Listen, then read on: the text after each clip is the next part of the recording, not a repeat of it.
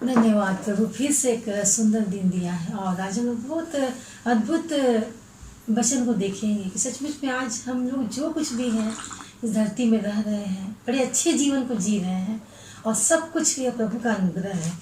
सचमुच में आज हम देखेंगे परमेश्वर ने हमें अपनी छवि में बनाया है। जी हाँ, परमेश्वर ने हम मनुष्यों को अपनी छवि में बनाया है और आज हम बैठ करके उसकी महिमा को कर रहे हैं। हम उत्पत्ति 1 अध्याय उसके 26 से 27 पद में पाते हैं। उत्पत्ति 1 अध्याय उसके 26 से 27 पद में पाते हैं कि पवित्र शास्त्र बताता है कि ईश्वर ने पहले पुरुष अर्थात आदम को एवं उसके बाद स्त्री एवं हवा की छवि को अपने छवि में बनाया। हवा को अपने छवि में बनाया। यह समय सृष्टि के रचने का 6ठा दिन था, जब परमेश्वर ने पृथ्वी को सभी प्राणियों के निवास स्थान के रूप में तैयार किया। तब उसके बाद उसने जल में रहने वाले जीव जंतुओं, आकाश में विचरण करने वाले पक्षियों को, भूमि पर रहने वाले जीव को बनाया। यह सभी परमेश्वर के द्वारा बोल कर बनाया गया था। जी हाँ, ये परमेश्वर के द्वारा बोल करके बनाया गया था। इसका अर्थ यह है कि ईश्वर ने इस पृथ्वी की रचना, इस प्रकृति के प्रत्येक घटना को मात्र हो जाने के द्वारा कहा और उसके आज्ञा के अनुसार वो सारी बातें हो गई। परंतु मनुष्य की रचना के मामले में एक अंतर था। यह मनुष्य की रचना के मामले में एक अंतर था कि परमेश्वर ने हम मनुष्यों के अपनी छवि में और अपनी समानता में नर और नारी करके बनाया। हम 26 पद में पाते हैं, इसी उत्पत्ति 1 अध्याय का 26 पद में ईश्वर किसी से बात करते हुए दिखाई दे रहा है। जी हाँ, किसी से बात करते हुए हमें दिखाई दे रहा है। इब्रानियों की पत्री अगर हम पढ़ते हैं तो स्पष्ट होता है कि अंतिम दिनों में हमसे पुत्र के द्वारा बातें की और जिसे उसने सारी वस्तुओं का वारिस ठहराया है और उसी के द्वारा उसने सारी सृष्टि की रचना की है।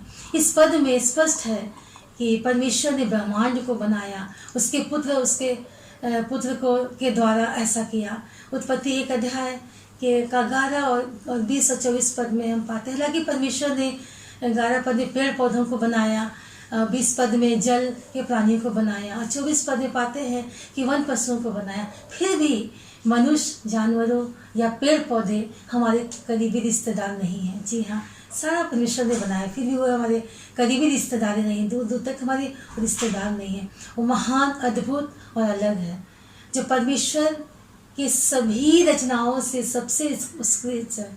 जी हाँ, सभी रचनाओं से उत्कृष्ट है और परमेश्वर की व्यक्तिगत गतिविधियों द्वारा निर्मित दिव्य प्राकृतिक की विशेष अभिव्यक्ति है।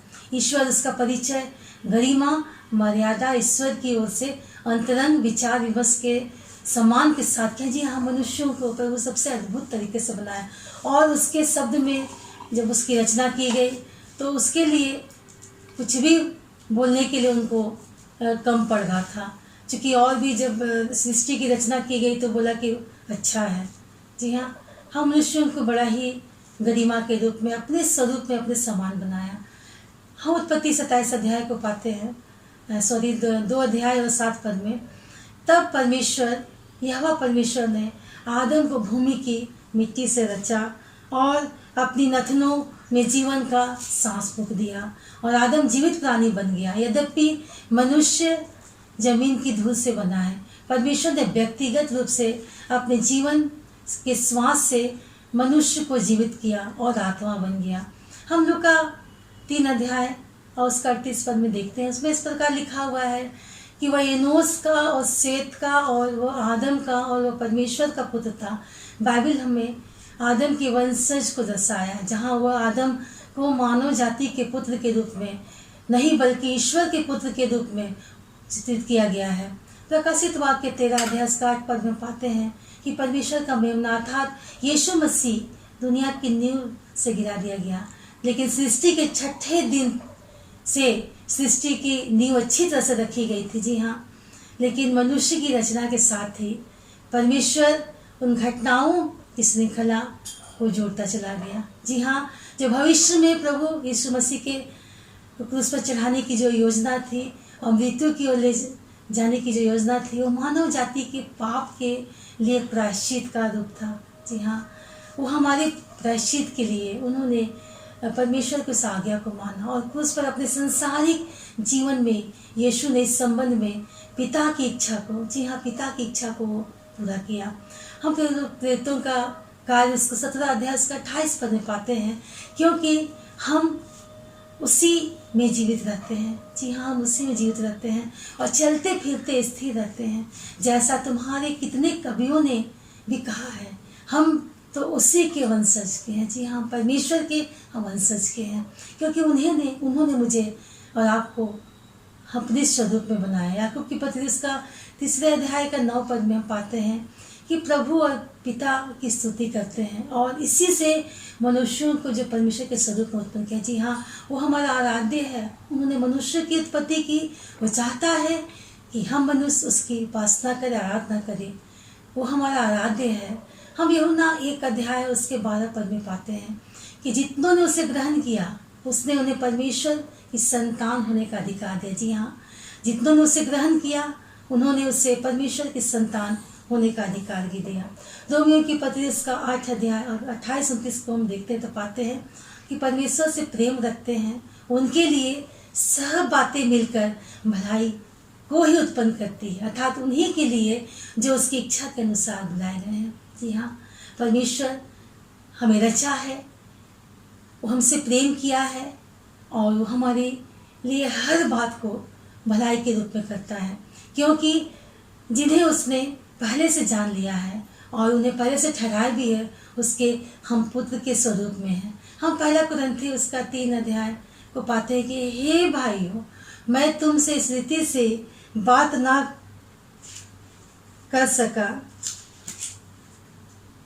जैसे आत्मिक लोगों ने, परंतु जैसे शारीरिक लोगों ने उनसे जो मसीह में हैं बालक हैं। जी हाँ, हम परमेश्वर के लिए बालक हैं, क्योंकि वो हमारा पिता है, क्योंकि उन्होंने अपने सृष्टि में अपने अनुसार, अपने समानता, अपने स्वरूप में रचा। वो जब उन्होंने मनुष्यों की रचना की तो उन्होंने पाया कि अद्भुत है। अद्भुत से भी उनके पास कोई शब्द नहीं था, इसलिए उन्होंने उस रचना को सर्वश्रेष्ठ और श्रेष्ठ और बहुमूल्य समझा। उन्होंने हमें संभाला, निरंतर हमें प्यार किया, हमसे प्रेम किया और हम पाप में भी गिर गए, फिर भी उन्होंने अपने प्रिय पुत्र को बलिदान के रूप में उन्होंने पाप से हमें छुटकारा दिया। तो ये हमारा जीवता परमेश्वर जो हमें आज अपने लिए अपने पुत्र होने का, अपने पुत्री होने का अधिकार दिया है। धन्यवाद करते प्रभु जी कि सचमुच में तूने इस सुंदर वचन के द्वारा हमें बनाया कि आज हम जो कुछ भी है प्रभु जी तेरी महिमा के लिए होने पाए। धन्यवाद करते आइए 2 मिनट हम परमेश्वर से बात करें। धन्यवाद करते प्रभु जी कि तूने हमें अद्भुत सृष्टि के रूप में रचा पिता परमेश्वर। हाँ प्रभु जी, सब कुछ तेरा रचा हुआ पिता परमेश्वर, पूरे ब्रह्मांड का एक जीव जंतु से, हर प्राणी से, पेड़ पौधे और प्रभु जी जल थल आकाश तारेगण, सब कुछ प्रभु जी तेरी योजना के अनुसार और तेरे एक शब्द के द्वारा प्रभु जी सब कुछ रचा गया पिता परमेश्वर। पर प्रभु जी जब हम मनुष्यों का बारी आया पिता परमेश्वर तो तूने प्रभु जी बड़े अद्भुत तरीके से प्रभु जी अपने हाथों से प्रभु जी उस धूल से, उस मिट्टी से प्रभु जी उसको तूने सान करके प्रभु जी और एक मनुष्य की रचना की पिता परमेश्वर और अपने स्वरूप में बनाया। जैसा तू है प्रभु जी वैसा तूने हमें बनाया और तूने देखा कि प्रभु जी अद्भुत है, क्योंकि प्रभु जी हम तेरे द्वारा सृजे गए हैं और प्रभु जी तू हमारा आराध्य है। तू चाहता है कि प्रभु जी हम तेरी आराधना करें और तेरे साथ उस अनंत काल के लिए प्रभु जी हम निवास स्थान में प्रवेश करने पाए। धन्यवाद करते प्रभु जी कि तूने एक एक जनों को सुंदर तिथि की रचना की प्रभु जी। हाँ पिता परमेश्वर, फिर से प्रभु जी हम अपने भारतवर्ष को प्रभु जी तेरे सामर्थ्य हाथों में सौंपते प्रभु जी। इस कोविड-19 से जितने सारी प्रभु जी समस्याएं रही प्रभु जी, सब समस्याओं को तो प्रभु जी अंत कर पिता परमेश्वर, ताकि प्रभु जी हमारा देश अमन और शांति के साथ सुचारू रूप से प्रभु जी अपने पथ में प्रगति की ओर बढ़ने पाए। धन्यवाद करते प्रभु जी कि तूने हमारी प्रार्थना को, निवेदन को सुना है। धन्यवाद के साथ हम इस प्रार्थना को प्रभु से के पवित्र पवित्र मीठे नाम से मांगते हैं। आमीन आमीन।